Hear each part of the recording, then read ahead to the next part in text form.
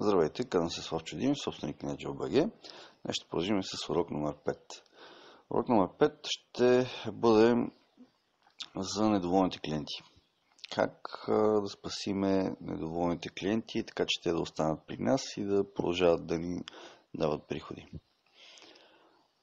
Като предистория мога да ви кажа, че клиентите, които са недоволни, които се оплакват, са доста полезни за фирмата и за вас. Защото те искат да бъдат ваши клиенти. Не означава, че щом се оплаква, значи няма желание да бъдат клиенти. Напротив, имат желание, просто трябва да им се чуе думата.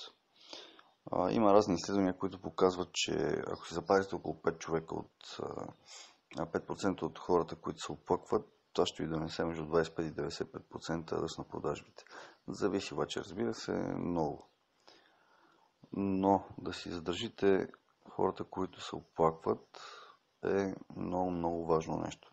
Така че горе-долу съм подготвил някои стъпки, в които може да ви помогна да си задържите клиентите. Ако сте някой управител или човек, който е организатор в някаква фирма и не е запознат много, много добре с тези неща, как да си задържа клиентите, може да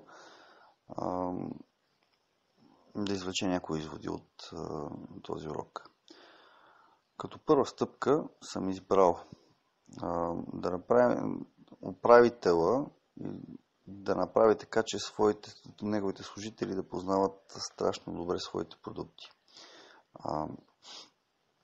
Това е много важно, защото клиентите, като идват при вас, искат да знаят детайлно всичко за продуктите. Ако не знаят и видят, че консултанта не знае продуктите, те няма как да му се доверят общо взето и няма как да си вземат нищо. Затова е много важно консултантите да познават абсолютно всичко в продуктите. Това познание създава стойност на клиента, което води до удовлетворение и лоялност. Освен това, по този начин се спестява време за обслужване, което намалява и разходите. Това, разбира се, нещо обикновено, принципно всеки трябва да го знае, но все пак реших да го кажа. Друга стъпка е да се разрешават оплакванията възможно най-бързо. Когато някой клиент дойде и се оплаче от нещо, че не е както трябва, е хубаво, ако е възможно на момента да се направят нещата. Ако не, примерно, консултанта да каже, да обясни на клиента какво точно трябва да направи, примерно да се свържи с еди кой си менеджер, да попита еди какво си, това ще отнеме еди колко си време и така нататък. Така че клиента да знае в колко време, в какъв срок ще бъде отстранен проблема. Ако го знае това нещо, той ще си има едно на ум и съответно знае, че се работи по неговия проблем. То е общо взето бързината е решаваща за оплакванията. Ако вие, примерно, му кажете, окей, добре, ще оправим проблема, няма проблем и то може да се реагира, примерно, може да прави първо консултанта, второ да се реагира след 10 дена, на клиента вече му е писнало да чака и съответно по този начин няма как да го задържите след това. Затова, колкото се може по-бързо, трябва да се обработи оплакването на клиента и той ще остане доволен. Има изследвания показват, че около 8%, мисля, че беше някъде, клиентите, които се оплакват, са около 8% по-лоялни, отколкото обикновените клиенти. Но това е на база на 10 годишни изследвания и така нататък. Това не ви трябва толкова да знаете. Важното е да знаете, че трябва колко се може по-бързо да се обработват техните оплаквания. Хубаво е също така да се облегчи режима на оплакванията. Да се дадат повече шансове на клиентите, повече възможности по-скоро. Примерно, да кажем, в интернет сайт, ако имате отделно то разбира се в търговски обект трябва да има една книга за оплаквания. Примерно, да кажем, достъп до паралелен отдел, който се занимава с това нещо. Просто да има повече места, където да може клиентите да се оплакват, за да може да разберат, че те могат да достигнат и до по-големи етажи със своето оплакване. Това им дава увереност, това им дава удовлетвореност. Така че те ще бъдат още по-лоялни, след като знаят, че могат да стигнат и до някои от шефовете. Така че хубаво е да им се дава повече възможности да се оплакват и на повече места. Нещо интересно да вмъкна е, че може да, примерно, да подарявате някои такива малки, както хората им казват, джонджорики на клиентите. Да кажем, някакви тениски, шапки, някакви други аксесуари, които са примерно с вашия бранд. Това хем носи реклама за вас, хем се харесва адски много от клиентите. Един малък подарък може да направи един клиент много по-лоялен, отколкото обикновеният човек, който не е получил нищо. И наистина, и аз като съм получавал някакви такива подаръци, винаги съм бил много доволен и винаги им се е вдигало мнението за конкретната фирма. Има изследване, което от професионалисти, разбира се, направено в сферата на обслужването, и разкрива, че около 58% от клиентите, които са се оплакали за нещо, след това са получили подарък, са останали приятно изненадани, също само около 40% от клиентите, които са се оплакали, но не са получили нищо.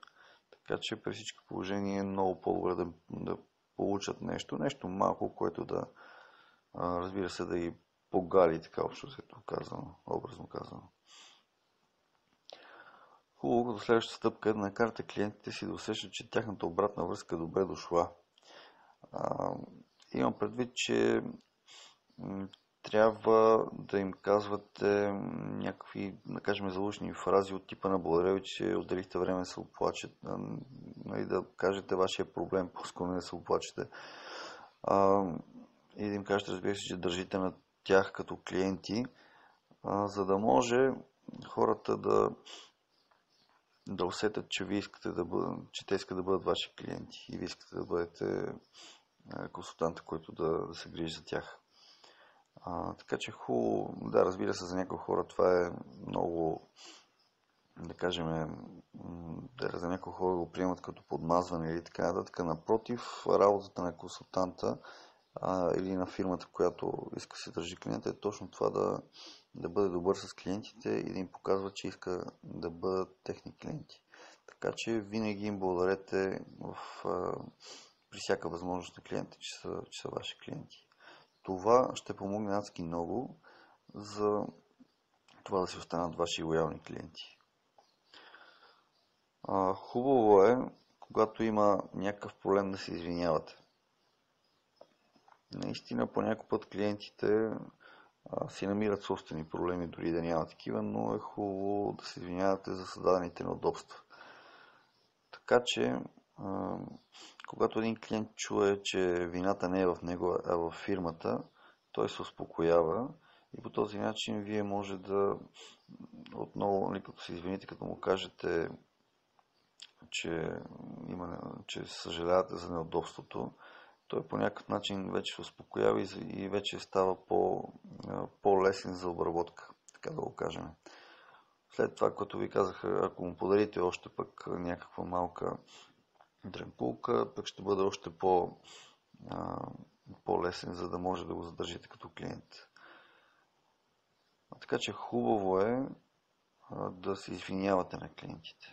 Да, наистина по някой път не е виновна фирмата, по някой път клиентите са много разглезени, но това е добър вариант, който ще ви помогне за запазването на клиента.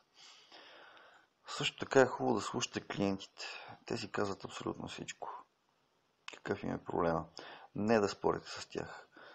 Дайте време на клиента да каже своето възмущение. Слушайте го внимателно, за да разберете точно по какъв начин го е засегнал проблемът. В резултат на своя проблем клиентите изпитали, които са изпитали притеснения, за тях това е загуба на пари или време. Затова е хубаво да ги слушате, да не спорите с тях и да чуете какъв е проблема. Само след като чуете проблема, тогава чак ще може да разберете как да го отстраните. Така че целта ви следва да бъде да слушате клиента, за да разберете гледната му точка. Може също така, даже е много хубаво, да показвате съпричастие. Това означава, че разбирате ситуацията, в която е попаднал клиента, както и това, както и чувствата му както и неговите чувства всъщност. Може да казвате нещо от типа, че нали, за вас е било много неприятно да чакате толкова време за поръчката си, примерно, или за това, че не сте били обслужени на време, или каквото изберете. Но когато покажете, че сте съпричастен към клиента, той се успокоява и съответно е готов да ви прости. Така че винаги показвате съпричастие към него. Това е много важно. Също така, това, което обясних по-рано, когато има някакъв проблем, е хубаво да им казвате на клиента какво точно ще предприемете. Това, което ви казах, че трябва да се свържете, примерно обясни, че трябва да се свържете с менеджер и така нататък. Това е гордо в тази стъпка, която е, дето ви казах преди малко, че да показвате съпричастие. Като му обясните на хората какво точно ще предприемете, за тях е много по-лесно да изчакат отговора. И съответно, освен че те ще изчакат отговор, вие трябва да го проследявате и да се свързвате с клиента, когато имате някаква... не, разбира се, не за всеки глупости му звъните и му казвате, това ми казах в момента, чакам другото. Така нататък. Когато имате някаква обобщена информация, хубаво да се свързвате с клиента и да му казвате докъде сме стигнали и какво ще чакаме. Така че е много, много важно да следвате и това нещо, да следвате постоянно отговорите и да информирате клиента. Като заключение искам да кажа, че за да на новите клиенти не се търсят лесно. Струва скъпо. Ако един клиент остане доволен, дори след като е имал проблем, той ще ви докара един-два клиенти. Обаче, ако един клиент не е останал доволен и вече не хареса вашата компания, той ще направи много лоша реклама за вас. Това ще помогне така, че хората да не идват при вас. Така че при всички положения най-важното е да си издържаме старите клиенти, макар и понякога недоволни, трябва да се решават проблемите на време, за да може тези хора да ви докарват и други хора, а не обратното. Така че опитайте се да прилагате тези неща, които ви казах, и по този начин ще запазите лоялността на клиентите си. Ако съм бил